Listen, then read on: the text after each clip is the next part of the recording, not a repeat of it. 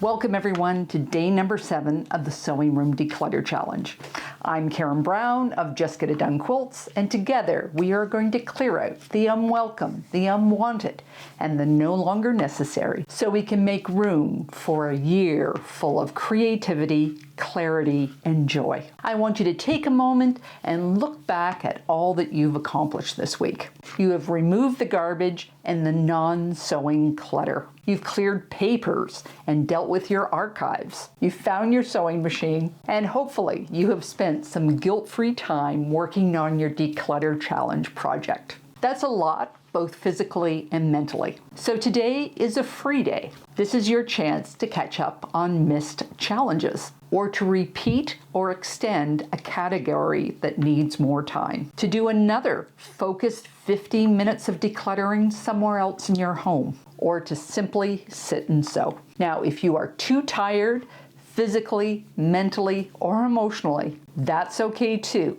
Just take the day to rest. That's what it's there for. There's no judgment here. If you need it, you need it. Life comes with ebbs and flows, and you need to do what you need today. Now, if you have the energy, today is a day that you can look at your squirrels. That might mean transferring ideas to the calendar, making some phone calls or returning messages, creating a to-do list, or maybe adding additional ideas to that brain dump, just so that you can clear your head. Clearing mental clutter counts just as much as physical clutter. Next, and this is totally optional, if you're feeling good and you want to keep going, today is a day to deal with a hot spot. A hot spot is a dumping ground. It could be a countertop, a drawer, a pile on the floor, or a spot behind a cupboard door. What makes them a hot spot is indecision. If we're in a hurry, or we need more info, or we're unsure if it's important enough to keep, we put it down and leave it for our future self to deal with, except that we never get to it. And soon it attracts mates and everything begins to get dumped there. For me, my hot spot, I dealt with it last year, I'm dealing with it again this year, is my camera and gear.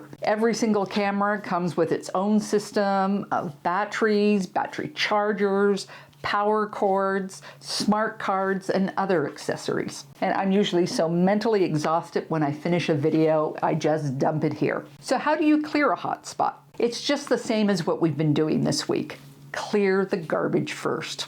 Old manuals, packaging, and broken items are the first to go. Then take out what doesn't belong. Put items back where they actually live. And then you define the space. Decide how much room this category deserves in your home. Tape works wonders. I laid down a line of masking tape last year and I haven't crossed it once. And then choose what earns its place there. Start with the must-have items and then make sure all the parts that go with it are nearby. If you haven't used it in the past year, what are the chances are that you're going to use it next year? Donate, recycle, and trash anything that doesn't make the cut. And then when you're done, empty your garbage and drop off those donations. Don't let them linger. And that is our first week done.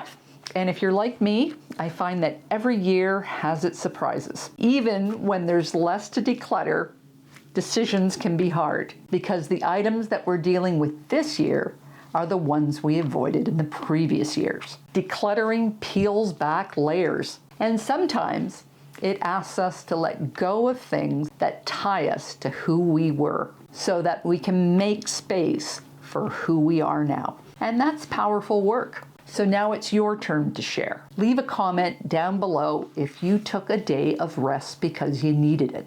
Did this week help you reset because you wanted to? Did you declutter a hot spot because you found one? Did you create something and it refilled your bucket? Share a photo in the Facebook group or online with this year's hashtags. Take care, and I'll see you tomorrow for day number 8, which is the first day in our second week when we start to declutter our tools.